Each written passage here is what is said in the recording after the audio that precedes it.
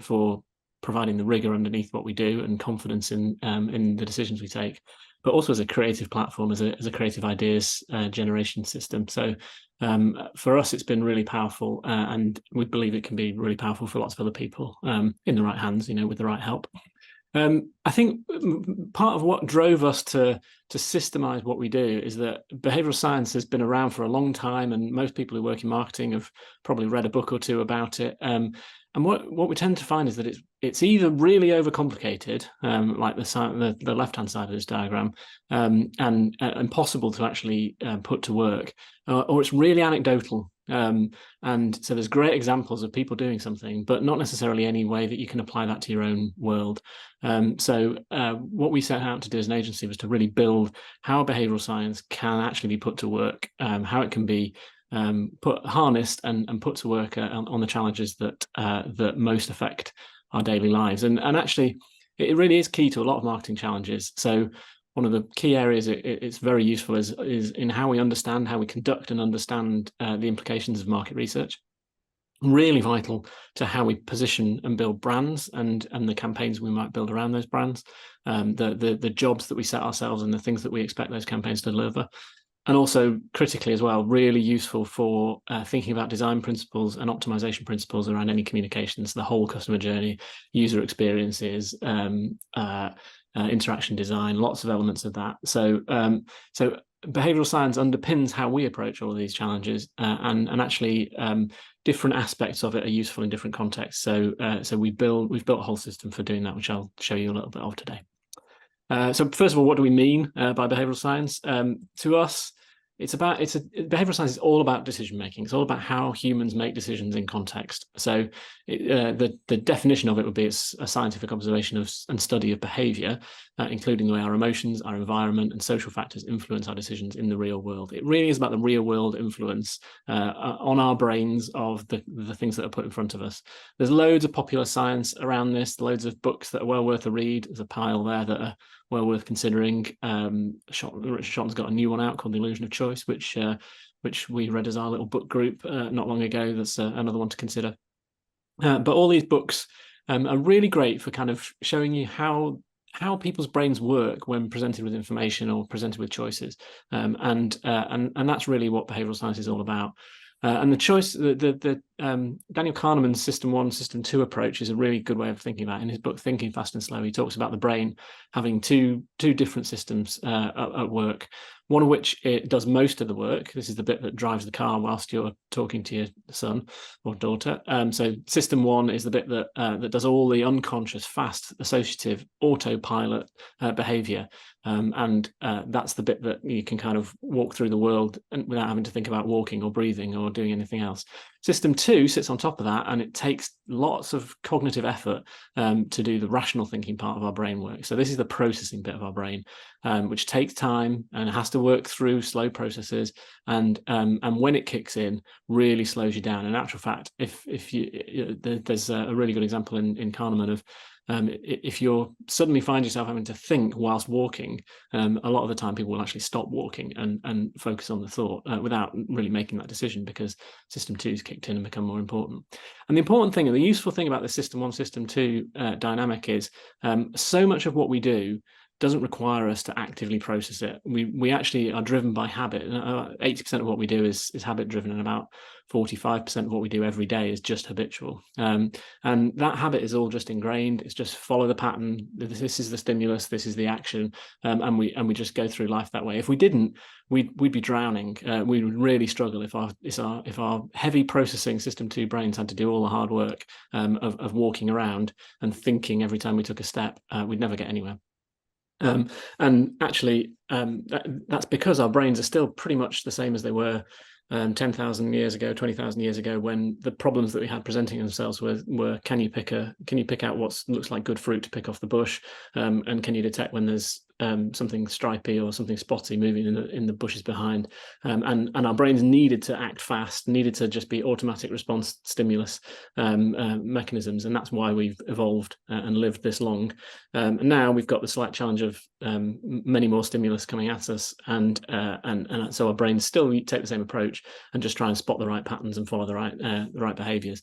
The problem is what we're doing then is actually finding a mental model that matches the situation, and it might not be the right mental model. So a lot of the time what we're doing is our brains are prioritizing speed over accuracy.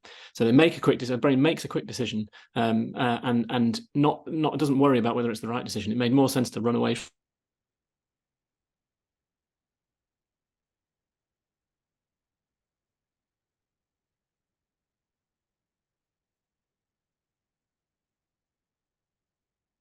Is everyone else experiencing a problem with Steve? Can someone put it in the chat if they are? From a leopard. Steve, you just No. yeah, I think you've had some technical issues there, Steve, at the beginning of this slide. Can I just take the opportunity to slag off Virgin Broadband for everybody here? If you're thinking about getting a new broadband company, I would heartily recommend choosing someone other than Virgin Broadband, who promise me outlandishly high delivery rates and fail every week and every day. Let's just hope there's no one on the webinar from Virgin Broadband. If they are, they're welcome to get in touch. If they can get through. This slide again, Steve, I think is probably best. All right, let me see. There's a Q&A in there. Is that someone just saying that? Oh, yeah. Okay, yeah. Sorry about that. Oh, yeah, right. Sorry about that, folks. Can people question, was the previous slide okay, or did I start breaking up just on this one? I think the previous slide was fine, Steve. It was the what our brains are doing is whenever a stimulus comes in, we search our brains for something that matches. We're looking for a mental model that suits the situation. And what our brains do is they prioritize speed over accuracy. So we find a pattern match, the first pattern match we find, not the best pattern match. We don't keep searching until we find the perfect answer. So in the case of our brains 20,000 years ago, it was more important to think it might be a leopard and take action than it was to stop and judge whether it really is. So our brains prioritize speed, and that means that they're more like an Amazon Alexa, where you get one answer, rather than you getting a whole page full of search results that you can choose between. We get the first match, not the best. And even in search results, most people, the vast majority of people, take the first result. They don't bother looking below the line at anything else. So that makes our brains incredibly at risk of keeping on making the same mistakes over and over again. So how we use that is we think about the ways in which we can populate those mental models. How can we help build those patterns in people's brains? That's really what a lot of marketing communications especially is all about. And how can we understand those patterns, and how can we start to shape them differently in our interests? So there's sort of 4 ways that we think of doing that, 4 things that drive human behavior. The first is motivation. So that's key for brands for thinking about how you gain competitive advantage. How can we be the thing that's wanted the most? How can we create that desire for our product or for our service? Motivation drives. Without motivation, very little happens. If you're not motivated to do something, if there's no reason, if you don't want it, why on earth would you do it? The second part of this picture is top of mindness. What comes to mind when you need something? Who is that brand that comes to mind, or what is the answer to the challenge? Who provides the solution? So much of what brand building is about building those cues and associations so that you're the brand that comes to mind at the right moment. You're the unforgettable example. You're the jingle or the small furry animal that comes to mind when you start thinking about insurance. Then the next part of it is ease. So how do we make it as easy to choose or use us over everybody else as possible? This is really critical to the decision-making process, decisions in context, and this is where all those kind of behavioral biases really come into their own, is around how we make it as easy as possible. And then the one that's sort of often lost in, especially in kind of advertising world, is how we make sure that the decision feels right afterwards. So how do we make sure that customers are happy as a result of what they've done? So building happiness into our process is really critical. I'm not going to spend a lot of time today on either motivation or happiness. I'm going to focus on top-of-mindness and ease, because we've not got that long, and it gives me another chance to run a webinar on another day. But part of the ways that we do that is just to think about which of those drivers matters the most through a buying journey. So when people are out of market, it actually doesn't matter at all how easy it is to get the thing, or how much it costs even, or what everybody else is doing. If you're not in market for it, it doesn't matter. So when we're consuming, when we're just passively out of market, as you are in the green section of this diagram, when we're under that line, all that matters is, can we make people want something? Can we make people think of us when they do want something? And then how we make sure that we've landed enough in their brains about us that we come to mind at the time when they actually want to solve that problem is about how we build that top of mindness.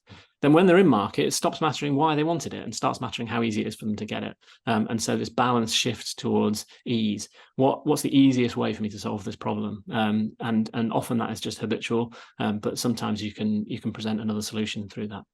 And then, as I say, the final part of that picture is once you've bought it, how do you make sure that you're happy with it? This is so critical, especially in big purchase, high ticket, big ticket items.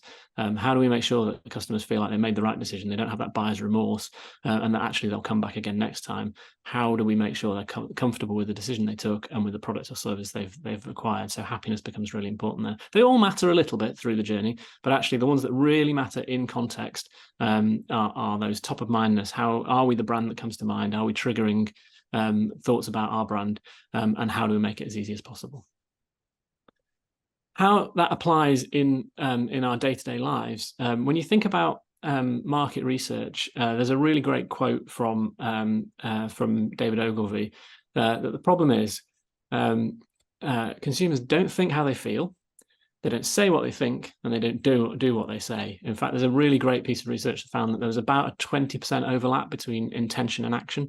So people only do what they thought they were going to do about 1 in 5 times. So you may as well be rolling a dice as asking people what they think they're going to do. And that's really important, because that is partly because so much of what people actually do in context is shaped by those ease factors and those top of mind factors, not by what they think when they're completely out of market and getting asked the questions. And so what people think they would do and what they actually do are so different that really it's much more important to find ways to observe what they're doing than it is to ask people opinions about what they would want to do. One of the classic reasons for that is because a lot of market research, especially quant market research, tends to ask leading questions. In fact, what we're doing when we're asking a question and providing the answers is we're putting those answers in people's heads, and they might not have been there without us putting them there. So if you ask people in grocery, like where you regularly shop for groceries, which of these factors is important, the top one's always going to be best value for money. Of course, everybody thinks they're getting best value for money. That's why they're regularly shopping there. And that might be because they think for them, value for money means Asda, and for someone else, value for money means Waitrose.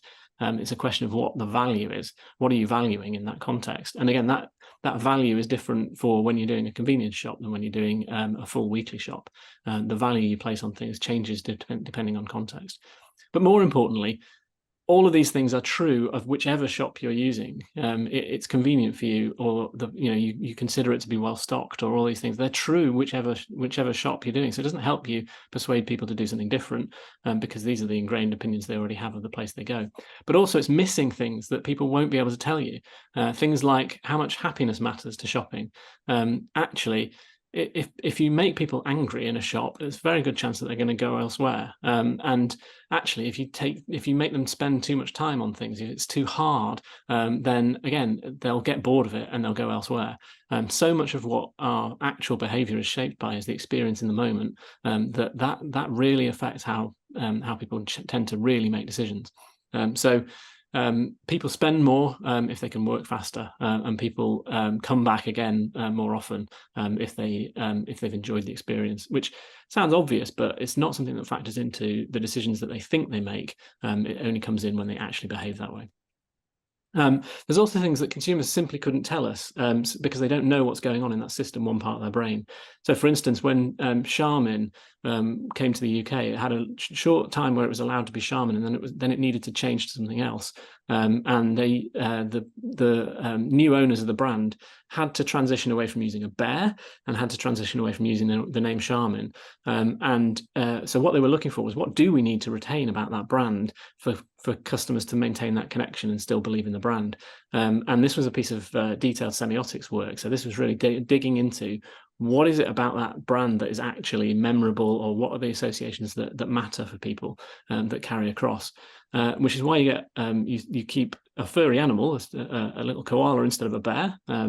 and you keep the sh sound of Charmin and Cushelle, and you keep this kind of purple effect. And these triggers are enough for people to just carry across. The fact that it's changed brand actually matters less than the things that have stayed consistent from one to the next. And actually, they didn't only keep the customers, they grew the customers, because the new brand actually emphasizes things that they value about that brand, the sort of Frenchness and this suggestion of quality that comes with that Frenchness, and the fact that the koala is even cuter than the bear. So people actually appreciate more the emphasis that's been placed on those brand elements that were retained, and notice less the things that have been lost.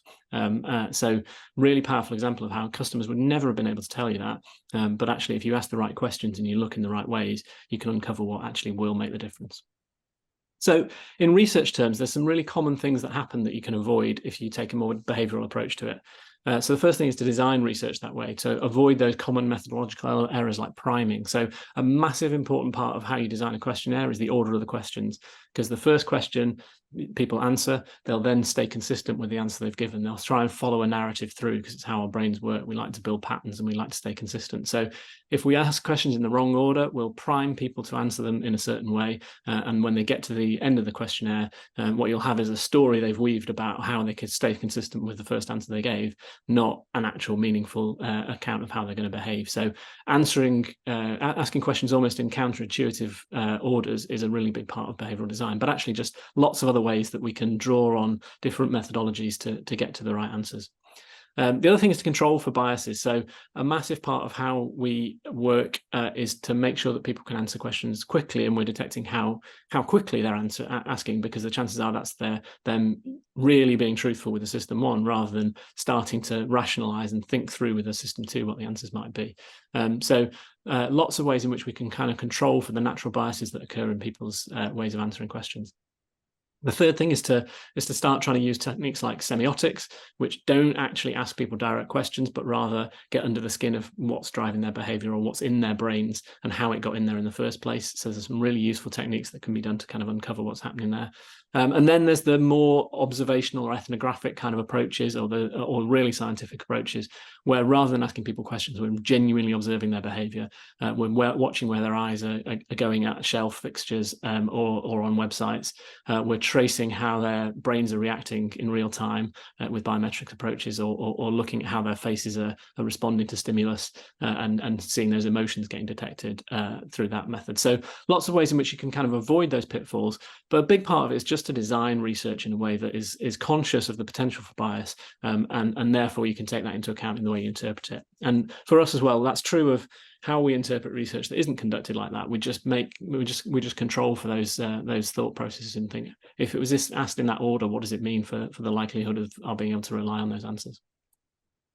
So then moving on to how we apply it in the context of brands and campaigns. A big part of building brands is creating what we call heuristics, what's commonly known as distinctive brand assets, and creating consistency, things that can carry across. The building blocks of a brand are doing things again and again and again and again and again until people have them buried in their brains. If you can be consistent, that's a really good start, and there's a good chance that people can recognize you. Starbucks is a great example of consistency. They just look the same wherever you go. Nothing especially distinctive about those furniture elements or those other aspects, but the consistency is incredibly powerful and means that you immediately know when you're in a Starbucks. Another part of it is, but the heuristics, the things that really stand out and make you distinctive, can be things like sonic brand cues and brand characters and celebrity associations, and even things like packaging shape. One of the really interesting things about a lot of markets is that people keep the package the same as everybody else's package shape, so you can tell what category you're looking at. So everybody can recognize a packet of washing powder at quite a distance, whether or not it's got a brand logo on it. Likewise with things like softener and other shaped packaging, which you can just instantly recognize. Sometimes people actually create something that stands out, and that can be a really positive thing. But lots of different aspects of how you can build a distinctive brand asset are there on the right-hand side. But what that doesn't take into account is the other things that are really powerful for creating cues and associations. And the first one of those is category associations. So that's things like when people think of this product, or who they'll be with when they're thinking about them, and the things that trigger the need for a product. So some of the classic brands that build around that are things like Snickers, who obviously have that notion of it's the chocolate bar for when you're hungry, which is very different from a chocolate bar for when you want to relax, or a chocolate bar you eat in the bath, or any of the other possible associations people might have tried to build in the past. And then the final one is emotions. And emotions are really critical because emotion and memory are really close together in the brain. If you can create an emotion, it makes something much more memorable. So if you can be associated with an emotion or come to mind when an emotion is being felt, that's very, very powerful. And the classic example of this is Coke, which have built their brand around happiness for a century or more, and have really done a great job of actually meaning that when people see or experience Coke, the brand, not even just the drink, it makes them happy. They can't stop it. The brain naturally is triggering associations with happiness, and that's a very powerful brand to have built, and gives them an advantage in the actual experience of drinking the product. If you put Coke and Pepsi next to each other, Pepsi will often win in a blind test, but the reality is nobody drinks blind, and they know whether they're drinking Coke or Pepsi most of the time.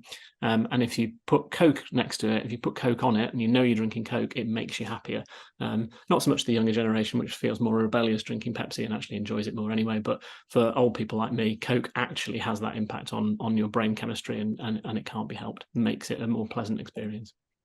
Examples of using category associations are things like building around the customer's calendar. So the moments when people might actually need to change their furniture or change their home interiors or respond to different circumstances. So obviously, classically, furniture brands have always built around the notion of bank holidays, and that's a really important trigger.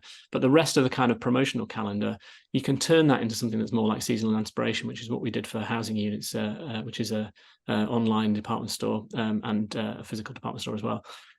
So what we've done with them is actually build out what is actually a promotional calendar as a seasonal inspiration approach.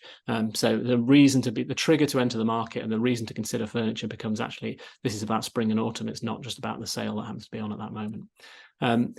Consistency, there's a really great example of consistency in our brand Sharps.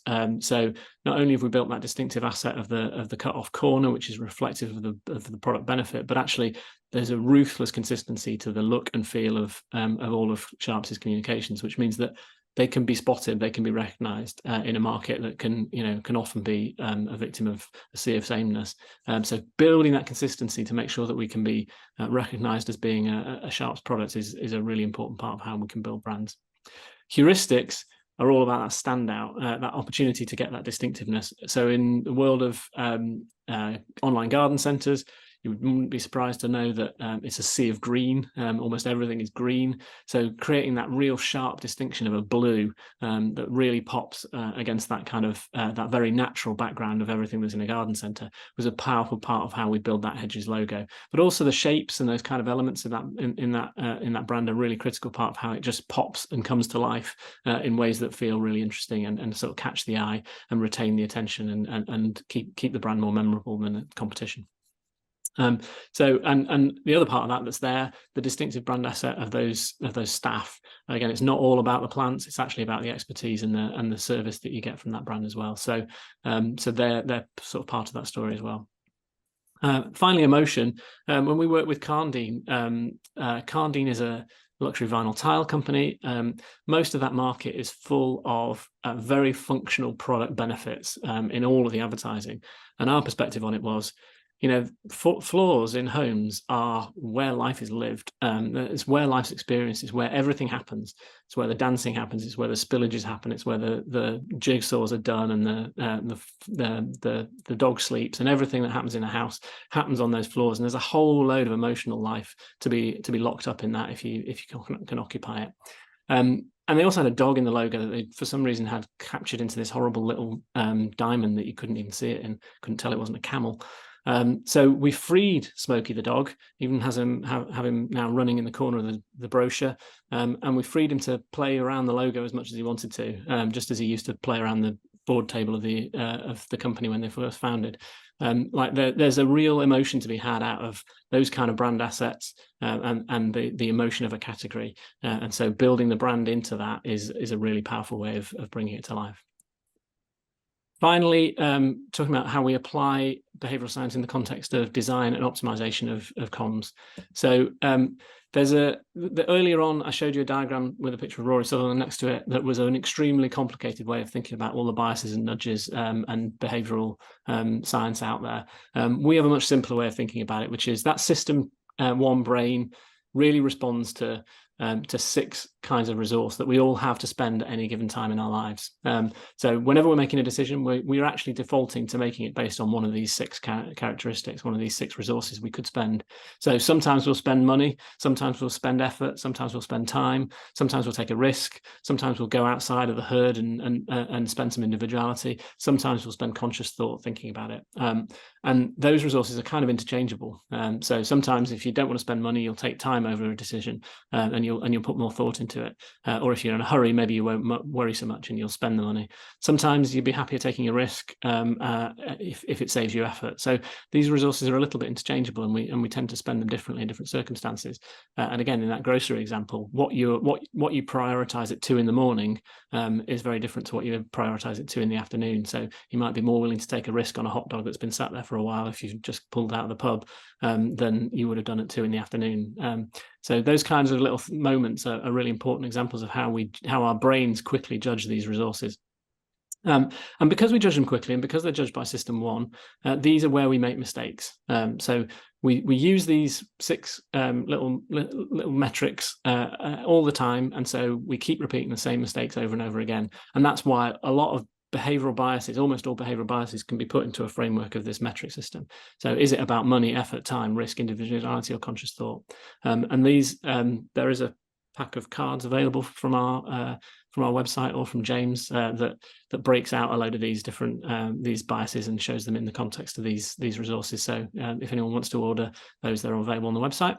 But all of these are examples of ways in which the brain makes quick comparisons of these resources. So if we put a number in someone's head, or we make them think more about the now, or we make them feel uncertain, then it has an impact on which of these metrics they start using to make the judgments and make the decisions. So all of these are part of that ease picture. So when you think about money, if you want to prime people to think in terms of money, you can do so. This is the classic Aldi ad of comparing how much you spend on the big brands versus how much you spend on their copies, and it's about putting that anchor of the price so that you can then compare directly on that. There's no consideration of quality there. There's no consideration of what you might get beside it. It's making people think first and foremost about price. Fairly obvious, but actually in the context of getting value perception, how you position things like numbers, how you position money is really important. Auto Trader is one of our early adopter clients, and they used to write a letter telling people the prices were going up. That was pretty much the letter at the top left corner. Very boring, very staid, just telling people that the price was going up, not really explaining why or what they'd got for their money. And so when you actually apply behavioral science to that picture, you can start saying, actually, we need that price to be reflective of something that they get for their money. And so we built a whole behavioral approach to putting that messaging into there, including just what powerful number 63% of your walk-in customers come from Auto Trader is. So that hero on that page is actually just getting that number front and center. So people go, wow, I actually couldn't do without that service. It's a much bigger number than the £1,000 at the top of the page. So it's really important that we kind of that we make use of the opportunity to put the right number in people's minds and make sure that's what hits them. When it comes to effort, a really interesting bias that's called the goal gradient effect, which says that if you get one of these Nero cards and it's already part filled in, you're much more likely to complete it than if it just had less cups to fill in the first place. So doing the last 8 on this 9-part card is a lot easier to get yourself up for than doing 8 from scratch. Just these little kind of goal gradient moments that make it feel less effort, like you're already partway there, so you may as well carry on, is a really important part of helping people feel like they're not having to take a lot of effort. A classic example from our client list is Amazon Fresh, who just looked for ways, as they've always done, Amazon always done, trying to find ways to take effort out of the customer journey. So classically, obviously, the buy it now button, that sort of one-click buy of Amazon was all about sort of taking the effort out of even just whatever clicks they could remove from the journey. And they look for ways to remove checkouts from the experience of buying, just to make it that one stage easier, one whole part of the process cut out, so that people could just shop and then leave without any of that extra effort, in the hope that would actually produce an easier buying behavior. When it comes to time, one of the classic examples is that we massively overemphasize what's right in front of us, and discount the future. Don't think of the value of things in the future. So if you can delay the payment of something, as Klarna is an expert in doing, it reduces the pain that you're experiencing right now and makes you much more willing to buy into it. So from a practical point of view, you may pay more, or you may pay the same but over a longer time scale. But from a cognitive point of view, you're not handling that decision now. You're not feeling the pain in that moment, and it releases you from that particular part of the stress of buying. For us, we work with Evans Halshaw, and how we could actually play on the moments when people are most ready to start thinking about getting a new car in their car finance journey. So actually playing on the notions of now and time in the context of these kind of journeys is really important. So why is there a reason to act now is a really critical part of how we communicate these things. When it comes to risk, the likes of Uber and Deliveroo have done a fantastic job of removing the uncertainty from delivery processes. So actually, when it comes to Uber, you know exactly how far away that car is, and you can see it on the map. There's an uncertainty there that is being removed, and you have trust in the app and in the process. Even if you don't necessarily have trust in the driver, you still have less risk that they're not going to turn up, or that that you're going to have to wait half an hour, because you can physically see what's happening in front of you. And same with Deliveroo, you just get these nice little moments where you're being reassured that something's happening. You're partway through a process, so you don't have that nasty weight of uncertainty. Uncertainty is a killer in most user experiences. If you don't know what's going to happen when you click that button, you're not going to click it, because you'd rather stick with what you've got. We use risk in the context of Checkatrade. So this was in a campaign about how supply and demand is balanced at a local level for potential tradespepeople. So bathroom fitters are able to know how many people in their area are looking for them as a trader. So this is people who are not yet using the service, and actually there's an opportunity for that we're telling them there is a risk they're missing out. But with Checkatrade, you can't be missed. You're definitely going to get that work. So playing on the notion of risk is a really powerful way of kind of motivating people to act. On individuality, you'll know probably the thing called social proof, the fact that if other people do it, they're probably right and they must know more about it. So believing other people's experiences should influence yours is a really powerful part of how we use things like reviews, how we use authority figures and people who can convince us that actually there's an opinion out there to be trusted. So the likes of Trustpilot are so ubiquitous now in terms of how people judge whether or not something is worth trusting. For us, actually, we use another part of that mix, that individuality mix, which is authority bias. So in the context of Well Pharmacy, we were drawing on that kind of relationship between the pharmacist and the customer, and kind of creating that closeness and that sense that actually with Well Pharmacy, you're actually getting access to a real medical professional that could help you with your issues. So playing on the kind of authority bias of belief that actually you have access to experts is a critical part of how that works. And then on conscious thought, like actually we are all constantly being steered by just the design principles that are at play towards what the option the brand in question wants us to take is. So think only about like accept cookies as a lovely shiny green button next to an almost unreadable grey button that says you can actually go and explore what they're going to do with your information. We are all constantly, our system one brains are constantly guided to the path of least resistance with design. And this example from MailChimp is of one where it's playing on a little bit of design principle of actually just shading the column differently, of positioning it against a recommendation direct from MailChimp, and also there's a little bit of the metric of money at play there, obviously, because it's $14.99 next to $299. Like you can pretty clearly see which of those is the best option. Why on earth would anyone be thinking about the premium when there's that far better value version right next to it? So it's very clearly playing a whole load of behavioral tricks there. But it's also just basic things like, what are we asking people to compare? So in the context of Sharps, we've always used the framing of the decision as Sharps versus freestanding. So not only is it actually the reality of most people's fitted furniture decisions, actually freestanding wardrobes, you can see how much space is just getting wasted. And actually you can legitimately say twice as much space is available to you with those Sharps wardrobes on the right than the freestanding stuff on the left. So that comparison, that framing of the choice as being between freestanding and fitted rather than between, say, another kind of fitted and Sharps is fitted, is a critical way in which we frame the choice for people so that they're making the choice based on the most positive comparison for us. So overall, that's an example of lots of different ways in which behavioural science can be applied. The principles, I suppose, that we take into that is to think about that, like whether or not there's going to be any connection between what people say they're going to do and what they're actually going to do. So that intention and action part of the picture.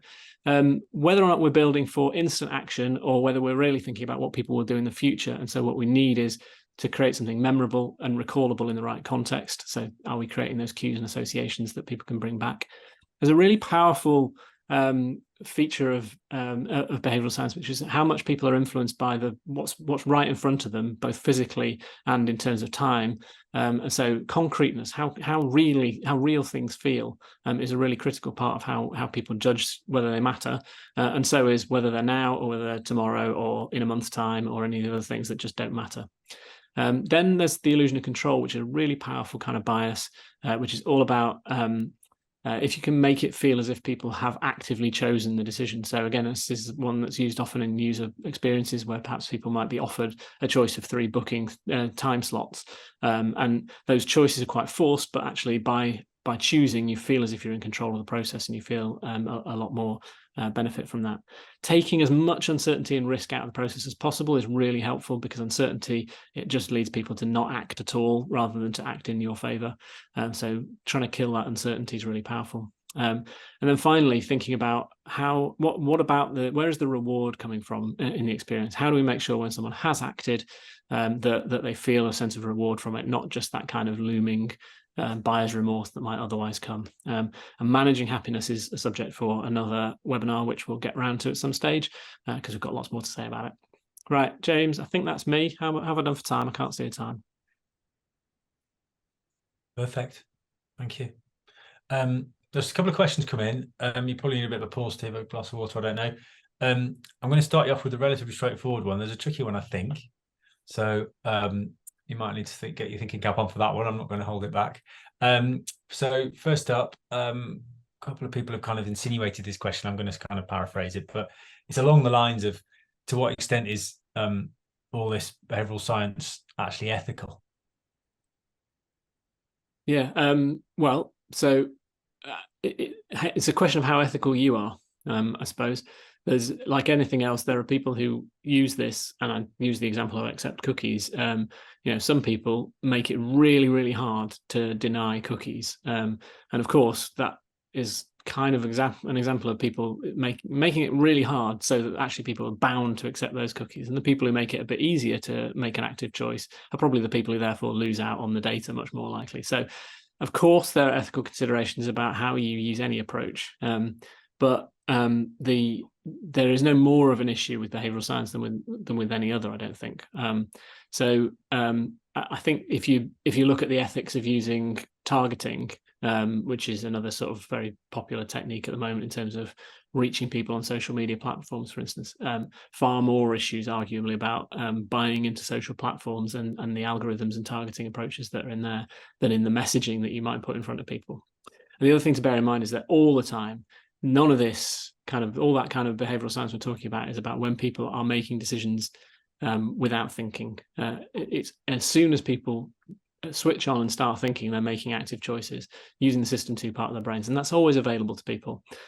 So there are some ethical considerations. We're very careful about it. We're very careful about who we're working with and what we're doing with them.